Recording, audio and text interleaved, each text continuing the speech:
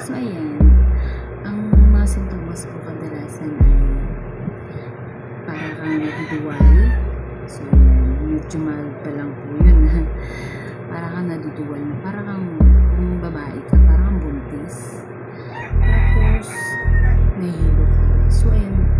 Ang ano po talaga yun, para kang buntis. Or parang may sakit ka. Kung hindi ka man, kung lalaki ka man, parang inisip mo may sakit ka. Ano malala.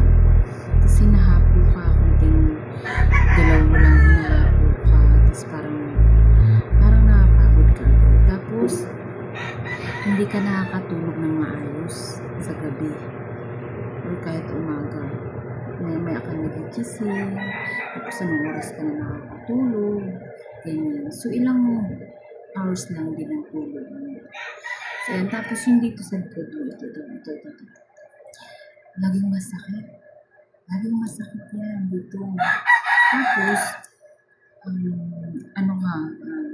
nilalagnat ka, tapos nawawala, tapos nabalik mo naman. So, ayun po.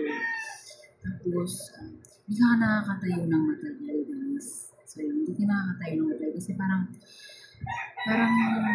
nahirapan ka na parang gusto mong humiga, gusto mong matulog, gusto mong nakaupo, yun. Kasi ako guys, nung una, hinahayaan ko lang, kala ko kulang lang ako sa vitamins kasi kunwari, bibili ako, punta ko ng malayo, punta ako sa tindahan o grocery. Siyempre guys, pag mahaba yung pila, kailangan mong pumila, tapos nakatayo ka. Parang gusto mong umupo. Parang gusto mong humiga.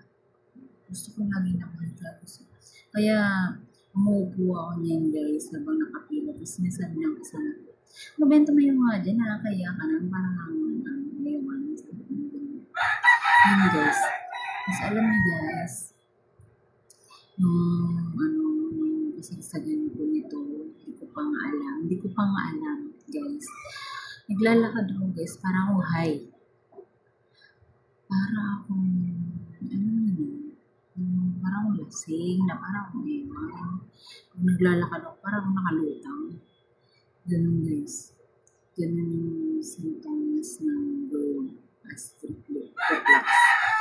Tapos, yung sa panic attack ko, tsaka sa anxiety, sa panic attack tayo guys, na natakot ka, hindi mo maintindihan ba't ka takot sa mga bagay na hindi mo naman nakakatakot, kung tutuusin. Parang takot lumabas, takot ka makatapos takot kang pumunta naman sa madaming tao, parang nahirapan huminga. So, ayun guys, ang hirap. Sobrang hirap. So, ayan, sa mga may karanasan na ganito, may sintomas na pala kayo ng gold, di nyo lang pinapansin. Tulad sa akin, hindi ko pinapansin kasi akala ko wala lang, akala ko normal lang siya. Yun yan, masakit lagi dito. Lagi ako nagpapahilit niyan guys sa partner ko. Or sa mama niya. Lagi ako nagpapahilit ng dati dito.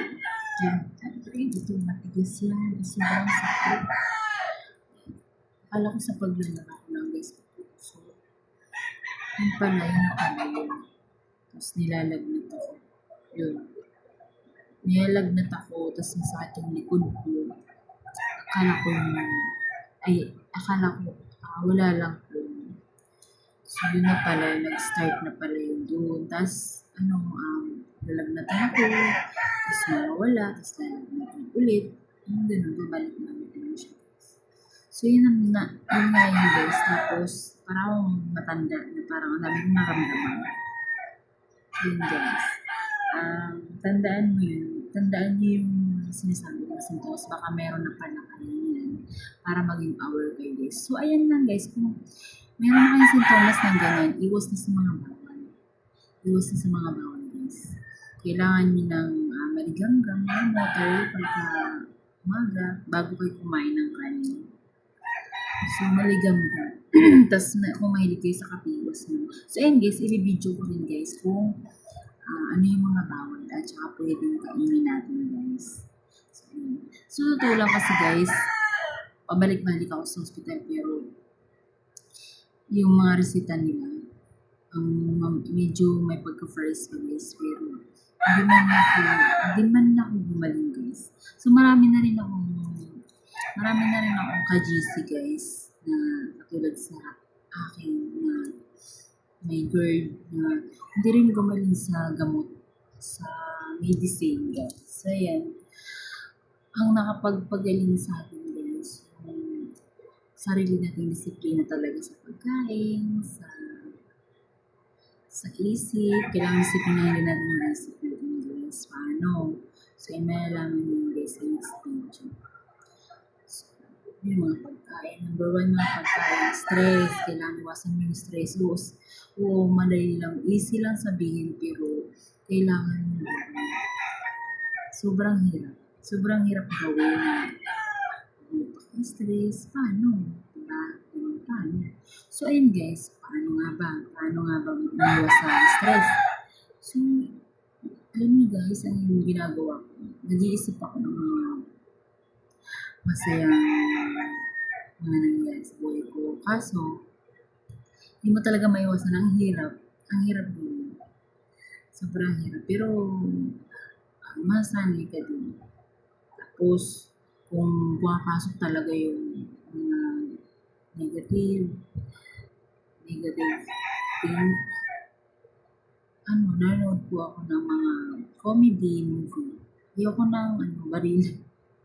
Mas lalo ako na guys. So yun guys, ko na lang din po yung mga bawal at saka pwedeng gawin. So, yung symptoms lang po talaga yun. Para po kayong lasing yan. So, tsaka masakit yung dito mo nagawa. Parang nangyayari yung taon mo. Nangyayari ka.